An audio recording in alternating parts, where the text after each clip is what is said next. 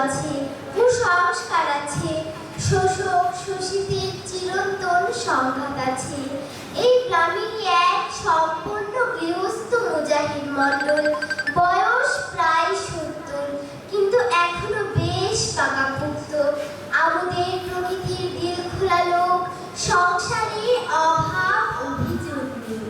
মণ্ডলের সহধর্মিণী আলো বিবি, তার সংসারটা সত্যি আলো করে আছে।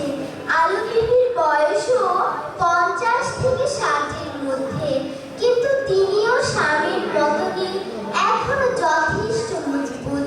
অদ্ভুত এক ব্যক্তিত্বের অধিকারী এই মহিলা।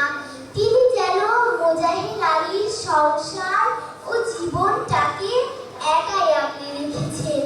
মোজাহিদ আলীর 3টি ছেলে। বড় ছেলে গ্রামেই থাকে, তার নাম মিরাজ ফকির, বয়স 45।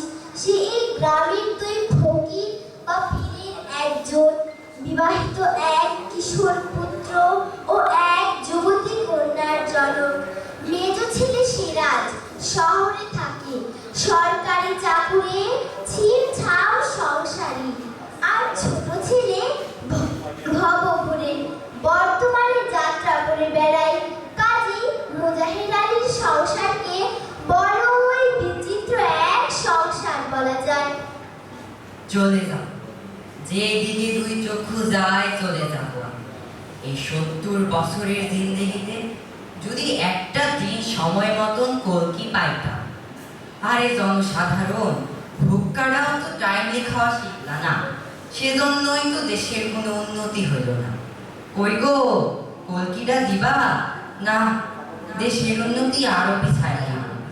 আলিমদ্দি, বসির মিয়া, মানুর মা, বাড়িতে কি বজ্রপাত হয়েছে নাকি? কই রে? রোজ রোজ সকালে এত চিল্লাচিল্লি করেন কেন? এত হুক্কা না খাইলে কি হয়? বয়স হয়েছে, স্বাস্থ্যের দিকেও তো নজর দেওয়া দরকার। ধোয়া খেয়ে খেয়ে তো কলিজাটারে পচায় ফেলছে।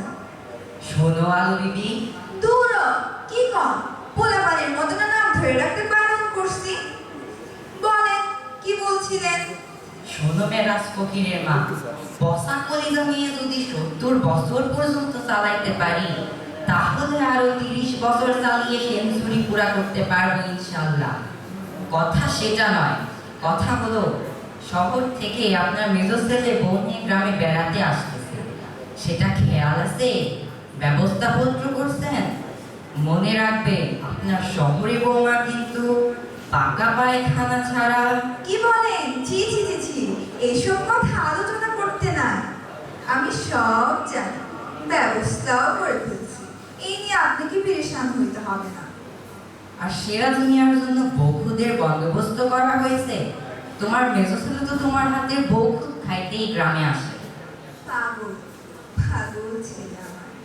শহরে কত খানা পিনা, সব ফেলে আমার কাছে ওরই একই বাংলা, মা তোমার হাতে বৌখুদ খাবো। শোনে, এবার কিন্তু ওদের সঙ্গে আমিও যাব শহরে বেড়াতে। কি এইটা কি বললে তুমি আলো দিদি? তুমি তো আমার মাথায় ফায়ার করো। ইস, তামাকটা কি বিষাদ, বমি আসে। থাক, নাটক করবেন না তো। না না, নাটক না আলো, বাস্তব সত্য। তুমি শহরে চলে গেলে আমার এই সংসারের আলোই নিভে যাবে। জানো না তুমি, তোমার ছাড়া এই সংসারে কারো এক মুহূর্ত চলে না, সব চাকা বন্ধ হয়ে যায়। তাই বলি কি আমার আজীবন আপনার সংসারের খালি টানতে হবে? আমার বুঝি সকালটা থাকতে নাই? দাদি, তুমি এখানে দাদার লগে বাজার করতেছো? আমার চিরনা খাই দিব কে? নেন, এই হইল আপনার স্বাদ। দাদা, তুমি একটা আস্ত বাক্য। দাদিরে তুমি আপনি করে কও, দাদি না তোমার বউ। চলো দাদি, খিদায় আমার পেট জ্বলতাছে। ও দাদি, এখনো সাইকেল বাইক করে দিলা না? রান্না হইব কখন? ওইদিকে বাজানের খালকা শরীফে যাবার সময় হইল, আসো জলদি। নেন, এই হইল আপনার আল্লাহ। হইল তো আপনার স্বাদ আল্লাহ পুরা হইল তো। এবার যান আলো বিবি, আমার সংসার আলো করেন কিয়া। বুবু,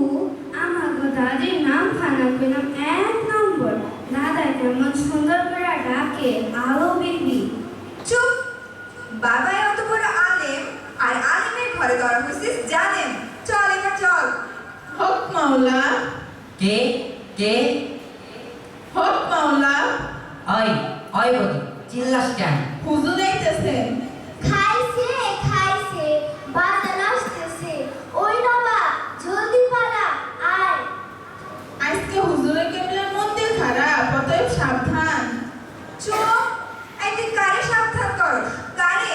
সকল পাকপাখালি, গাছগাছালি এবং সকল মরক জেনানা যারা হুজুরের কেবলার ত্রিসীমানায় আছে, সকলের সাবধান করি।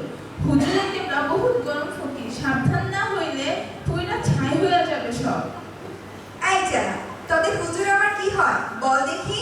তিনি আপনার নাদান পেয়ারা বাচ্চা, আপনি তার মা জননী। তাই তো হুজুর কেবল প্রতিদিন খানকা শরীফে যাবার আগে আপনার পাক কদমে কদমকুচি করেন। আইজও তিনি আসতেছেন। আসসালামু আলাইকুম। ওয়ালাইকুম আসসালাম। তোরে দেই নাই আব্বাজান। আসসালামু আলাইকুম। বদিউর রহমান, হুজুরের কেবলা। উঠানে অজু করতে করতে তোমার চাপা বাজে শুনতেছিলাম, ভালো লাগলো না। তোমার অত কথার কাজ কি? কথা কমাবে। জি হুজুর আলম। এখন আগাও, খানকায় যাও, গিয়া বলো আমার আসতে বিলম্ব হবে। যাও। জি হুজুর আলম। আব্বাজান, আমি আপনাকে সালাম দিয়েছিলাম, আপনি জবাব দিলেন না। তোমারে কতদিন বলছি ঘরের লোককে যখন তখন আদাব সালাম করতে হয় না। হয় আব্বাজান, কেতাবে তরিকা বাতানো আছে। উফ, ছোটবেলায় তোমারে মাদ্রাসায় দিয়ে কি যে ভুল করছিলাম। গোস্তাখি মাফ হয় আব্বাজান, আমাকে মাদ্রাসায় দিয়ে আপনি কোনো ভুল করেন নাই, অত্যন্ত সোয়াবের কাজ করেছেন।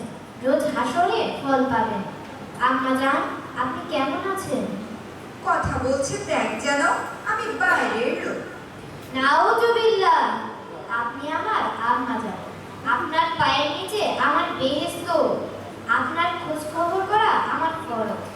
আম্মাজান, নাদান বাচ্চারে দোয়া দেন, পাক পরওয়ারদিগার আপনাকে আরো একটা দিন কদমকুচি করার তৌফিক আমাকে দিলেন। আলহামদুলিল্লাহ। বাবা মেরাজ, শুনলাম আজ তোমার মন দিন খারাপ। কেন বাবা? গেল রাতে আপনার বৌমা জানালেন শহর থেকে নাকি মেয়ে জমিয়ে আসতেছে। খবরটা শোনা মাত্র আমার চান্দি গরম হয়ে গেল। ভালো মতো ঘুমাইতেও পারলাম না। সকালেও তারই জেদ চলতেছিল। কেন বাবা? তোমার ভাই বাড়ি আসবে, এইটা তো খুশির খবর। কি বলতে চাস? সেরাজ আমার মন্দ ছেলে। ভালো মন্দ বিচার করার আমি কে? সেই বিচার করবেন পাক পরওয়ারদিগার হাসরের ময়দানে। আমি শুধু এইটুকু বলবার পারি, সিরাজ মিয়া ধর্ম করে না, ধর্ম মানে না, কোরআন হাদিস সরাসরিয়তের ধার ধারে না। তার সঙ্গে এক গৃহে বসবাস আমার পক্ষে জায়েজ হয় না। বাবা মেরাজ, সে তোর আপন ভাই, একই মায়ের পেটে তোদের জন্ম। ওইখানেই তো বাধ্য করেছি আম্মাজান। ঠিক আছে, আপনার আদেশে আমি ভাইরে মেনে নিলাম, কিন্তু তার বিবি সে আবার কি করলো? নাপাক, নাপাক বান্দা। তুই কি করে বলতেছিস বৌমা নাপাক? আদব কায়দা জানে না, মাথায় ঘুমটা দেয় না, চুল বাঁধে না। নাউজুবিল্লাহ। আম্মাজান, আমার বেয়াদবি নেবেন না। এইবারও যদি বাড়িতে এইসব বেলেন লাপনা হয়, তাহলে আমি রিবি বাচ্চা লয়ে খানকায় গিয়ে বাসা বাঁধিব। না বাবা না, এমন কাজও করিস না, কেলেঙ্কারি হয়ে যাবে। আপনিও মেহেরবানি করে বিষয়টা খেয়াল রাখবেন। এবার আসেন আম্মাজান, ক্ষুধার্ত বাচ্চাকে খানা খাওয়া। আপনার নেক হাতের খানা বিনা আমার তৃপ্তি হয় না। আসেন। বেটা যেন নবাবের বাচ্চা। থাক, রাগারাগি করবে না।